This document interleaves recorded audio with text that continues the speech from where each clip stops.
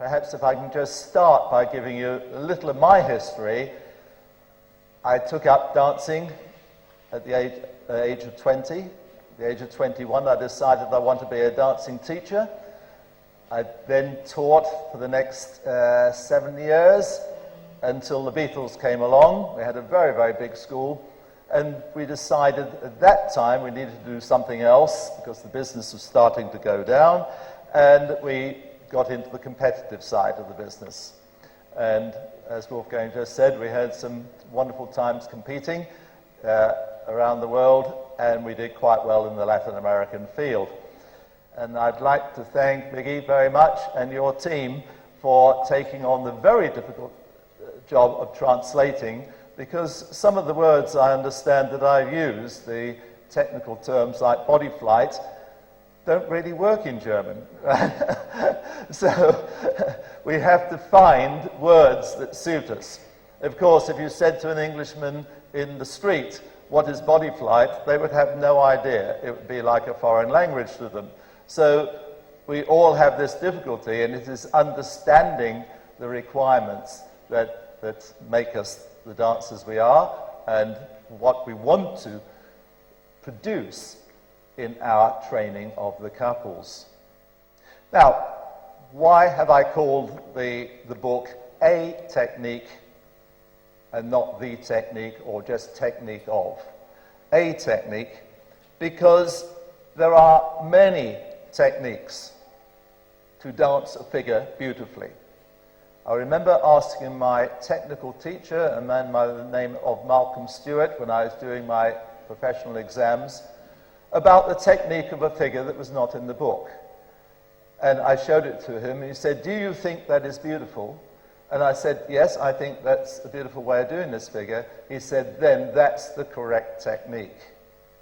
So you see, what we're looking for is something that has rhythm, which is numero uno.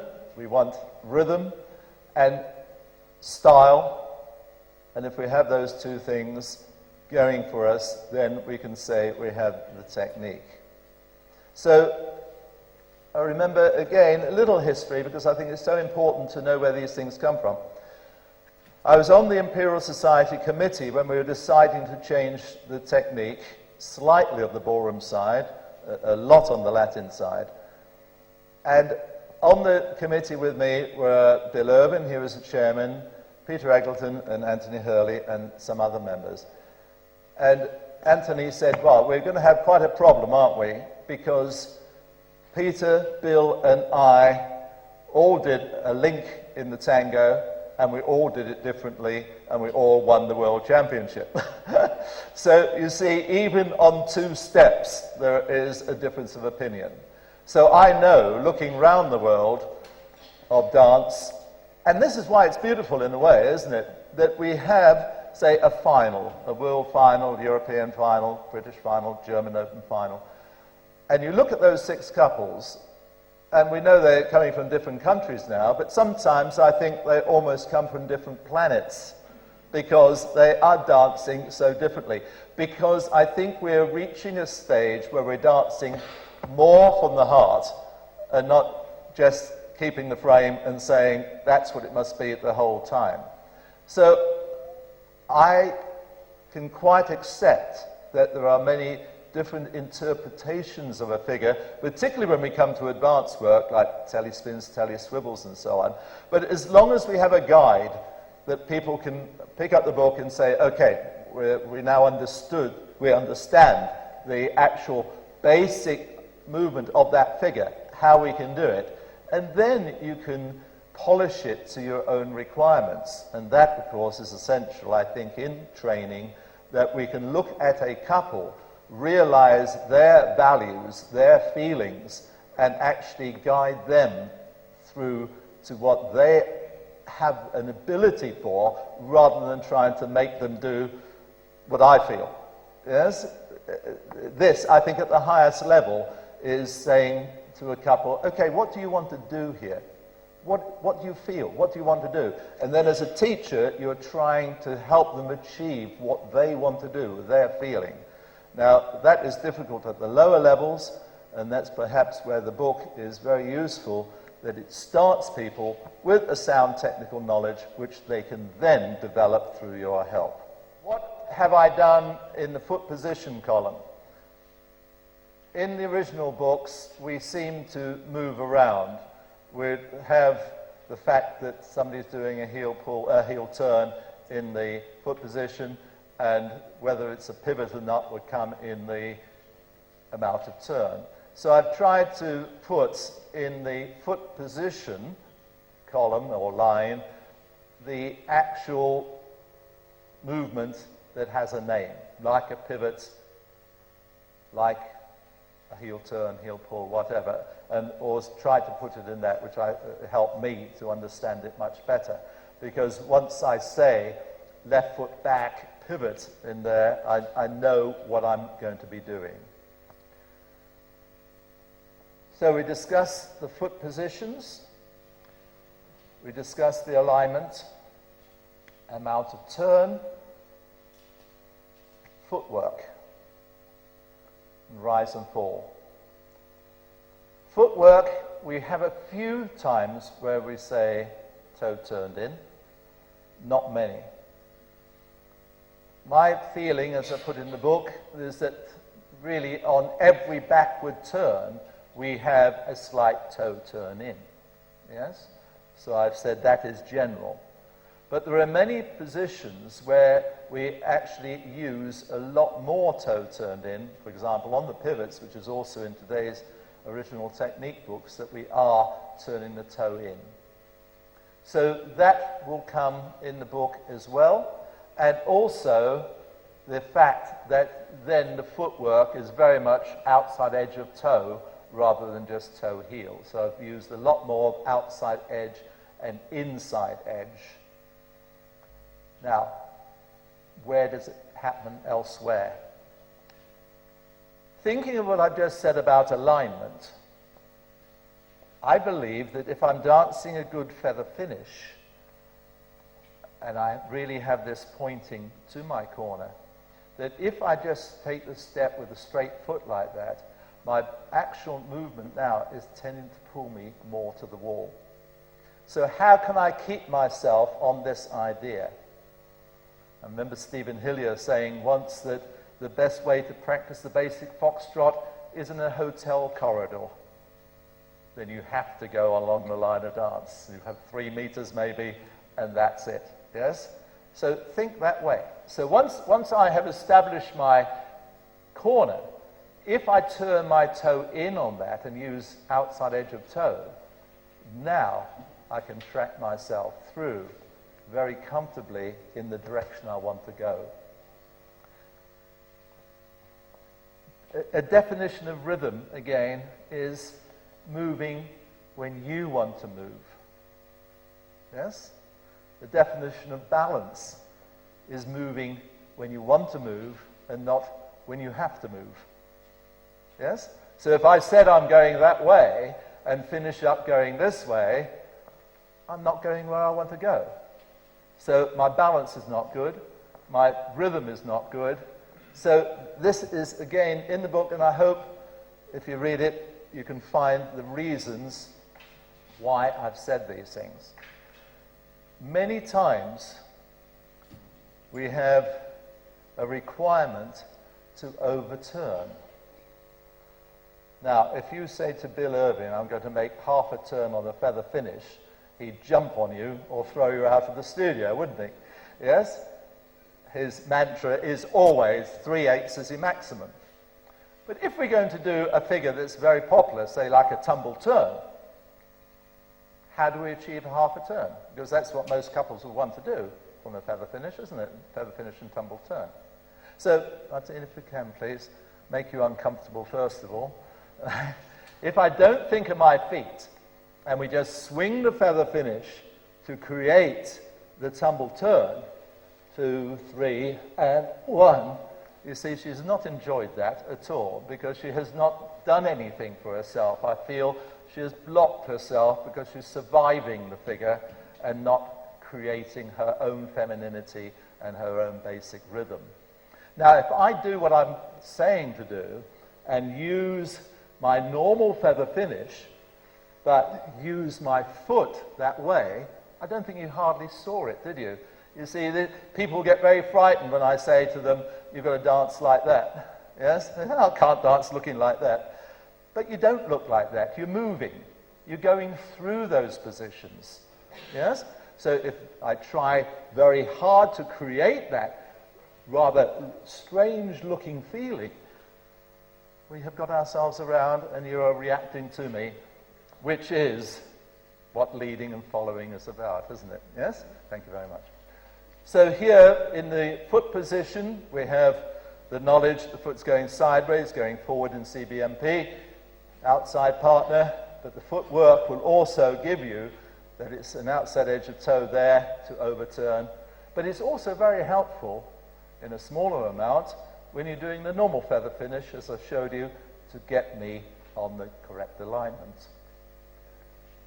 When I've discussed lead and follow, it's again in the first part of the book, the definition of lead is to make someone come with somebody, yes? It's to come with you.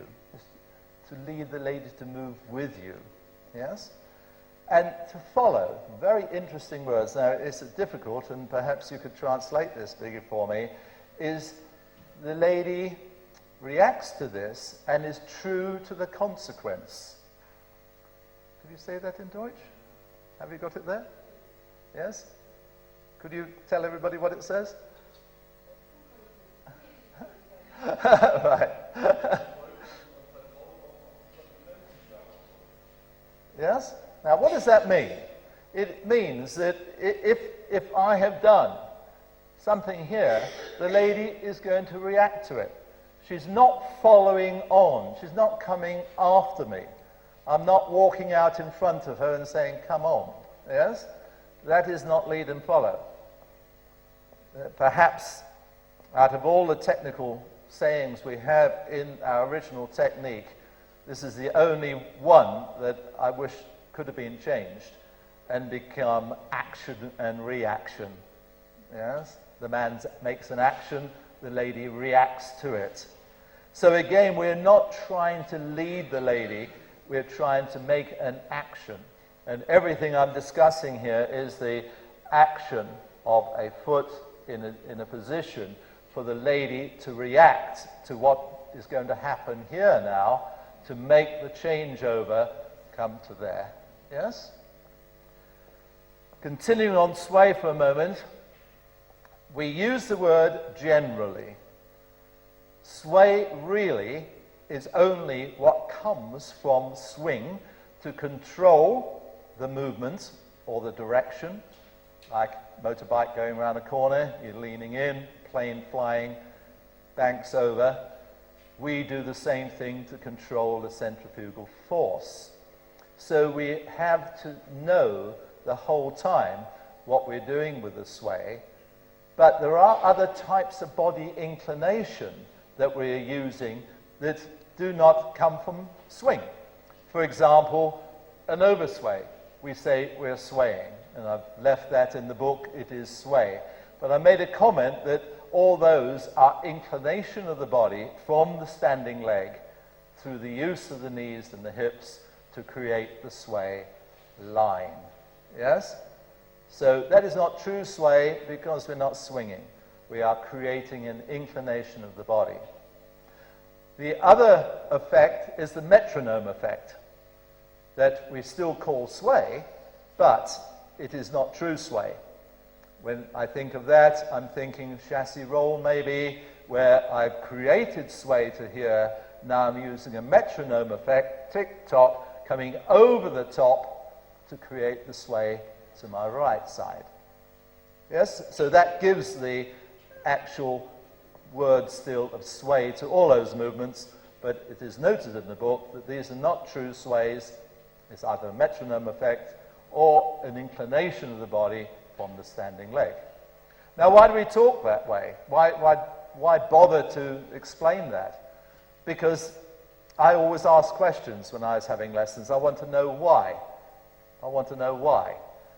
And if the teacher can tell me why, then I'm much clearer in why I'm doing it how to do it, and that I want to do it then. Yes? How often do we teach somebody and they seem to resent doing something? They resent it. They try not to do it, even though you're asking them to. Why? Because there's a lack of knowledge of the reasons and so on. So if they have those pieces of knowledge, then I think you are helping them a lot more. Contra body movement, we've talked about a lot. We have discussed that now, and I hope you can understand that, the differences between dancing, contra body movement. Oh, there's one I left out, wasn't there? Could you dance with me again, please?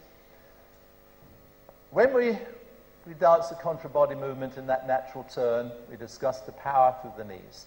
What happens if we dance a chassis, for example, just chassing out to the side here, and I have to move outside, I'm in CBMP outside partner, and I think, okay, let's use my normal CBM. Yeah, thank you. Got the noise effects? Not a happy lady. So, what does it mean? That our CBM is very little and very, very late. I must get on the foot and then create my sway. Yes? Thank you. Now she's a happy lady, you see? So that's my life. I'm trying to make ladies happy.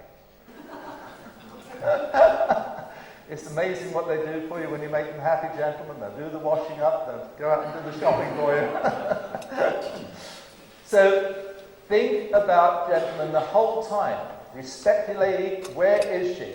If you're turning on the outside step, going into her like that, you're uncomfortable, she's uncomfortable, she won't like it. There cannot be good dancing if you're stressed. Music. I've given in the charts, when you look at it, the actual bar count, 1, 2, 3, 2, 2, 3, 3, 2, 3, and so on. I've given the slows and quicks in the dances that is necessary, and I've given the beat values where it is necessary. So 1, 2, 3, and 4, for example. So I'm doing a slow foxtrot, 1, 2, 3, and 4. Yeah? We have to understand each count, how many beats we're using, how many bars we're using. In today's choreography, everybody's trying to phrase their choreography. Maybe not successfully in the competition because floor craft demands change, and once you change, you're out of your choreographic phrase. But most couples then will go back onto the 2-bar phrasing, so you get the strong bar, 1, 2, 3, 2, 2, 3, 3, 2, 3, 4, 2, 3, and try to get back into the feeling of the leading bar music. And if you look at the book, you'll see I try to design it around the phrase values of a figure and where the beats are split and so on. Again, with rhythm, there's so many different rhythms you can do on one figure. We've just done a tumble turn. My love of a tumble turn is to use the and count late, so I can hang on to my last step as long as possible. Then I can release it. So if I'm counting that, I'm counting slow, quick, quick, and slow, slow. Yes? But I've seen world champions do slow, quick, and quick, and they prefer to do it that way. Now, I cannot tell them they're wrong. I don't think they are wrong. It is their choice. So again, a technique book is guidance. It gives you the possibilities. And where possible in the notes underneath, I've said other rhythms can be. Yes? So again, as trainers, I think we must look at each individual couple and see what is most suitable for them. Another expression we have, flight. Body flight, as I say, it doesn't translate very freely, but it doesn't work in English either for somebody who has not had it explained to them. When we're talking about body flight, we're talking about the movement through the air. Flight is motion through the air. We're talking about that movement by holding a foot pressure on the standing foot for as long as possible until you can lower vertically. And I think perhaps one of the best ways to show that is an open figure like a weave waltz. So I'm dancing into it. 1, 2, 3, 1, 2, 3, 1. Yes? I have found a position in which, before I lower, I'm flighting my body weight across the floor. Yeah? What helps me to do that?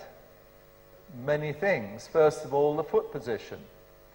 That when I'm coming through into that fifth step of a weave, for example, I want a very strongly turned in right toe on that moment to create the feeling of center of my body over the foot for as long as possible to get into my flight.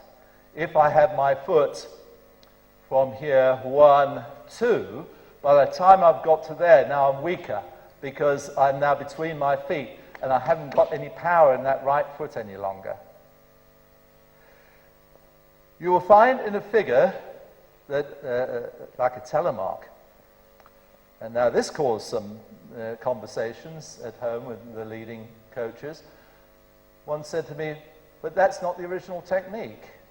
And my answer was, well, it is, because all I've suggested is what happens between the second step and the third step, and all the original technique gave me is right foot to the side. 1, 2. Okay, now what happens from there? I've got my right foot. Do I just want to go 3 like that and feel uncomfortable in my balance? Or do I want to try to get my center over my right foot? Now I can flight when I want to. I can move when I want to. And that is extremely easy to create the action and therefore the lead for the lady to react from. Yes? Many figures like that. So again, one of the main things is where is the foot in relation to your center of weight? Yeah? I think the main thing that changed me in my concept of competitive dancing, because when we did standard dancing as competitors, people used to come up and say, very good, Geoffrey, very good. You don't do anything wrong, but you look like a dance teacher out there and not a competitor. Bang. How do I change that? Nobody could tell me until I went to Peter and Brenda, and it was Brenda the first time. She said, don't you understand how to be a competitor? I said, no, that's why I'm here. I want to know how to be a competitor. She said, put your tie on your right knee. And I put my arms up and I felt great. Before, my weight was between my feet, my tie was between my feet, and when I started off, I was already tucked in with my right side, so I was small. And we're talking 40 years ago, most probably. So this is nothing new, you know, this is from way, way back, because Peter and Brenda I always felt was so far of everybody else in technical knowledge, thought for the future, and beautiful rhythm.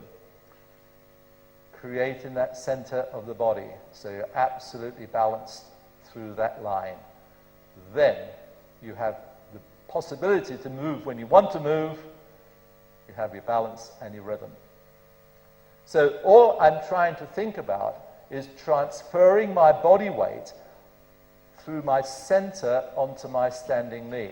And the technique is built around that. So when I'm using my foot in this way on an outside change, or 4, 5, 6 of the weave, I'm trying to create that center, yeah, to move out with my flight. Okay? So that's how we flight, through foot pressure. Not foot rise anymore, because we've come to our up position. Now, another thing on rise and fall that I discussed through many of the figures is I've changed the word to commence to rise through 1. Continue to rise on 2 and 3, lower at the end of 3. Not commence to rise at the end of 1. And that is not so important on the commencing. But when we say rise at the end of 1, up on 2 and 3, that gave me a lot of problems as a young teacher. You know, what's it mean? Rise at the end of 1, up on 2 and 3. So I was doing everything rather like that. yes, because I was trying to be technically accurate. So I've changed that again to rise through 1 to be up and 2 and 3, but also there's a note there that says, although we're saying up on 2 and 3, there is a very small amount of rise between the end of 1 and into 2. And the technical reason for that, I believe, is that once I have got my feeling of rising through this foot, this leg is straightish. It is not lock straight, of course, but because it is straight, it's still projecting me slightly upwards. Can you see what I mean? Yes, you can try this afterwards if you like. Get the feeling you're here, you're rising, then as this right foot is continuing the pressure to give me my slow into my first quick, it has given me a slight more rise as I'm coming out of the foot. So we have still a very soft feeling in that, and it is, I chose that word to try and help the understanding that you're going through it and on, rather than rising at the end of it. Yes? Okay? Any questions on anything I've said so far?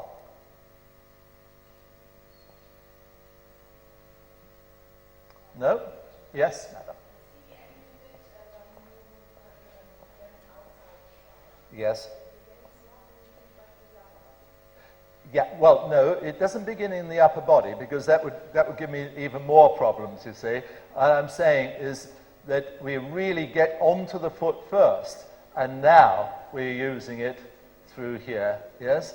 So it is very, very late, and therefore very slight in that. Is everybody happy on that? So I'm not changing it to an upper body lead, because I'm going to kill my partner with that, or she will kill me afterwards when she gets me home. She'll tell me that I wasn't doing it very well, and I want to feel that I create... Why again? When we do a chassis or weave or any movement that takes us to be outside partner on the following step, our body weight is moving along the line of dance, isn't it? So our next step has to be outside, and it is still going that way, out of my left foot. So really, I'm coming off the last 2 or 3 toes to the outside of the foot, to the little toe, as I'm walking through to that position. No longer am I able to do the natural feeling of coming through my big toe, which is my commencement of CBM. So I've lost my big toe, yes? And I'm going on, I get my weight change, then I can put my knee in action into it and create the swing to come out. Another saying that goes back so long, Peter told me about this, and it came from Charles Theobald. He was one of the originators, talking about CBM and talking about body rhythm. And his thought is on a feather step, for example, that you're creating your CBM through here as a body separation, then you explode into the outside partner position. And that gave a very strong effect of creation of that outside with the left side leading. Yes?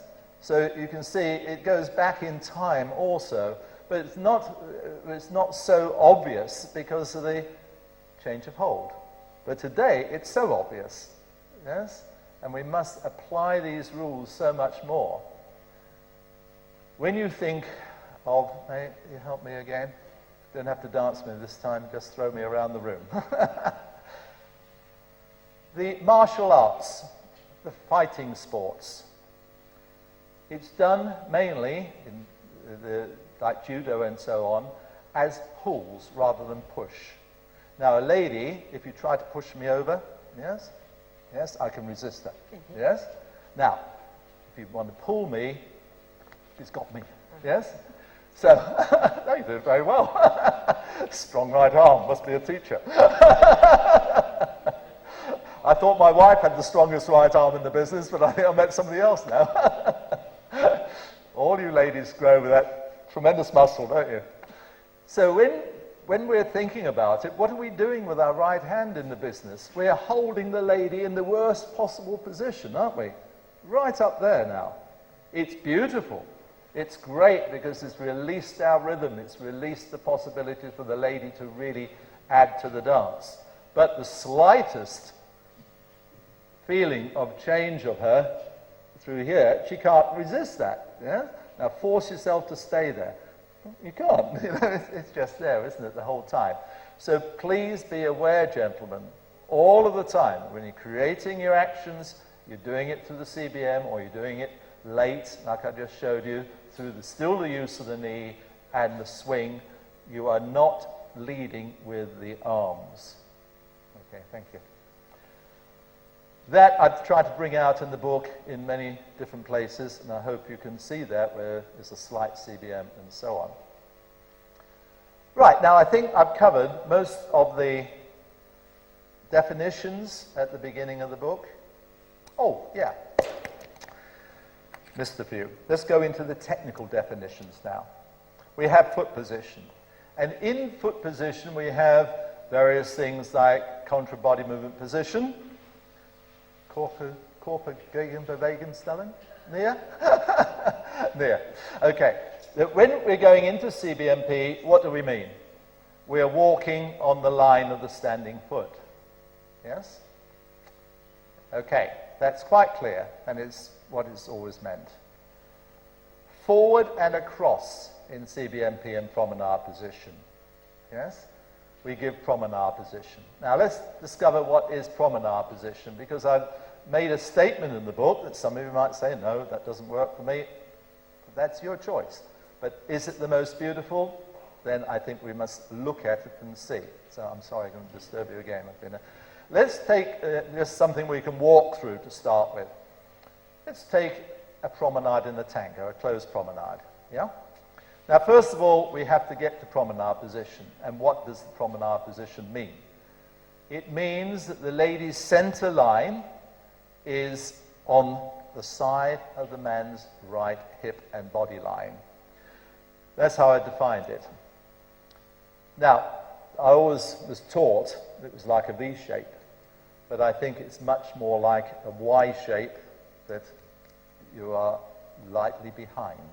So if I put very gently into a promenade position, I feel that is the promenade position that I would affect in the tango.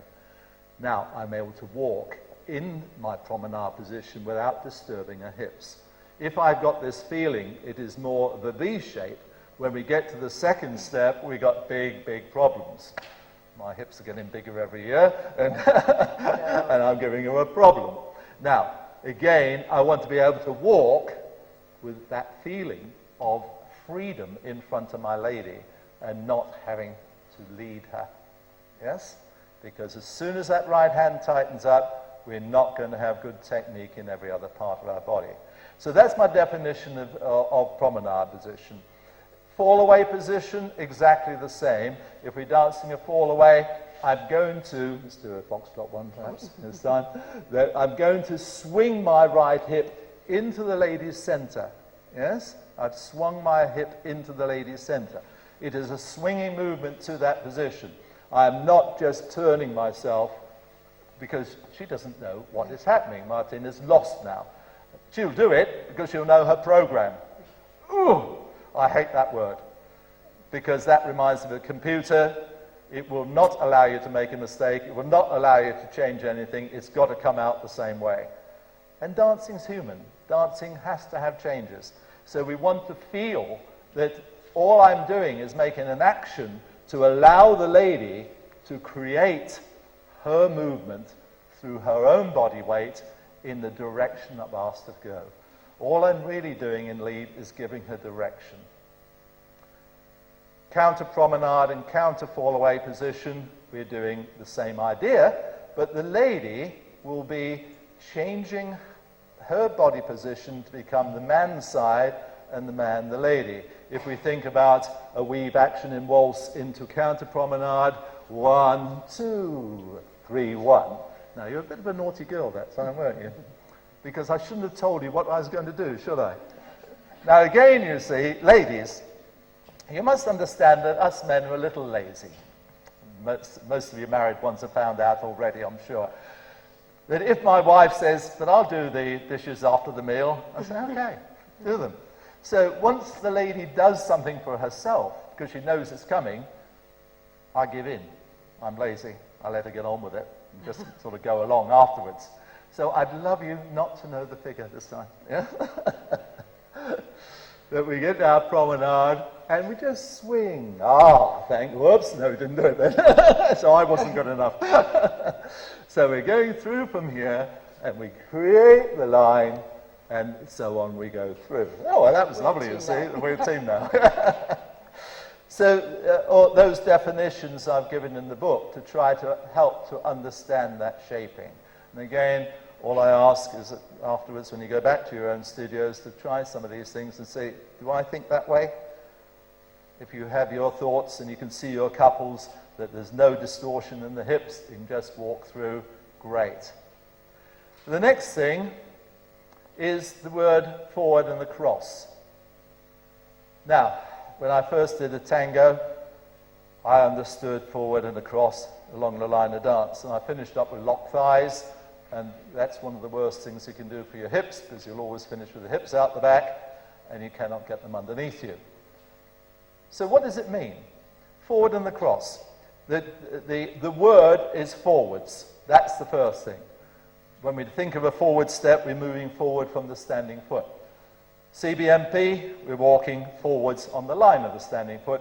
Forward and across, depending on the person's physicality, length of leg, etc., you are stepping across 5 to 10 centimeters, you can say, over that way. Yeah?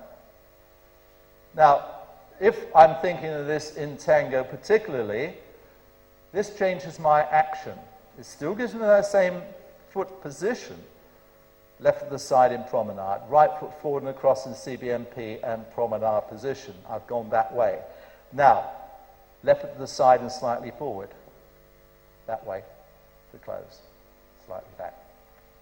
Yep. So my action now is much more 1, 2, 3, 4, 1, 2. And that way I can stop my action to make tango. The other way, most couples tend to go 1, 2, 3, 4, 1, 2, 3. And they're going almost into flight, getting a swinging motion because they're taking it on the line. Think about that and see if that gives you satisfaction of dancing it.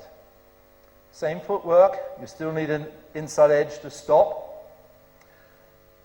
I don't know if some of you might remember the gentleman from Holland called Thomas Bus, who made of dance history. And over the Alex Moore letter service, really,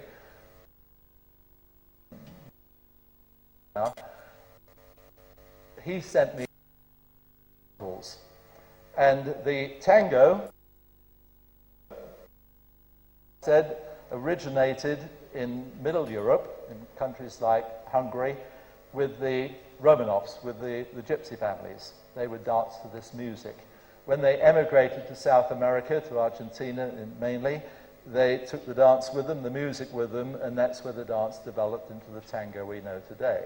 But the original literal translation of that music was the dance that stops. Now that's very interesting for me, because it's history again, and then we know why these things come. The dance that stops. And when you think about it, again, Bill Irving standing on the stage at Blackpool, monumental stillness that he wanted in the tango. Yes, a monumental stillness. And that still, I believe, must apply today to make an action. So whenever, perhaps you can help me, Martina, again, whenever we create a movement into promenade position, we have to be there early enough that we can create the feeling all the time that we have time. Hope you enjoyed that. Yeah. Now, we're moving, and I'll do my technique. Yeah. I love your hair, my sweetheart. Sorry. Beautiful. But it worked, you see, it worked. You didn't do it. You didn't do it. I did it for you. No, don't worry. Don't worry. No, it was very good. It proved the point, you see. Now, my theory again on this is that I can make the lady quicker if she lets me do it than she can do it on her own. Yes? Now, there's nothing against the lady, but two bodies are better than one, yes? And if we can create that activity through the base, not through the arms, because I did it in the arms, she'd have no speed, and then the program will kick in, and the lady would do her own thing. Now, can you see what we're doing on this actual promenade here? I'm not twisting myself, because from here, I'm actually walking in front of her. Now my leg is turning her, and we close in. So my arms are virtually doing nothing at all to her. Wah, wah, bah. Yes? So again, you get away from this feeling of using arms. Your arm is going with the lady, and you're using the base, and so on. So that, thank you. Yes, thank you. That is really, again, how I've laid the book out, thinking of the rhythm coming from the base, coming from the knees and the feet, up through the body, so you can get separations in the body, you can get the feeling, you can do different things, but you see, hold, again, I've defined as holding a tray of drinks. Yes? Beautiful crystal glass, the best champagne, and I'm holding that the whole time. I'm not doing this, I'm not doing that. And if you ask anybody to hold a tray and pass drinks around the room, they will all do it from the complete body like that. You're not going to see anybody doing this. Yes? Nobody moves a tray that way. Yes? Everybody does that. So if you can feel that in your hands, gentlemen, you'll know that you're satisfying the lady. So that is promenade and fall away position, counter promenade and counter fall away, because we have all those movements in the technique book now in this one. Counter fall away comes on the second part of the three fall aways, where you dance a normal fall away here, and now your second fall away you're dancing it as lady. Yes? And then you pivot into line to do the third fall away. Yeah? Now, I know that's a little bit contentious again, because so many people do that as a side cross. But I don't think side crosses work really in the slow foxtrot, not in the movement part of it. Okay, you can do one from a hover feather or something like that and do that. It's a nice fill up for the rhythm and so on. But I think in movement, to do this and then side cross and then try to go on really doesn't work as a feeling of freedom and knowledge of what you're doing in the fallaways. So that figure is also described fully, giving that feeling to it.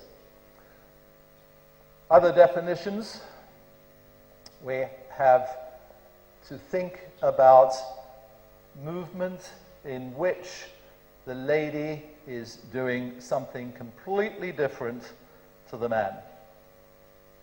I'll be going over that in the next session of steps like telespins, same foot lunges, and so on.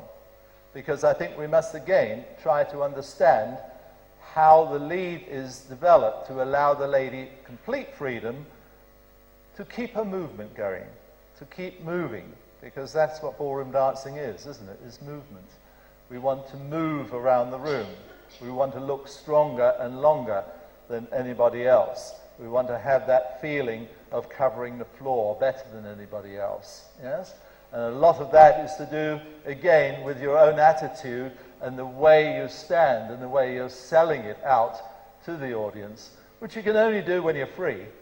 If you're hanging on to your lady, you're not going to be selling yourself, are you? So we must have this feeling of freedom through finding our balance, being centered over the standing foot, and knowing when we want to move. Any questions? Yes.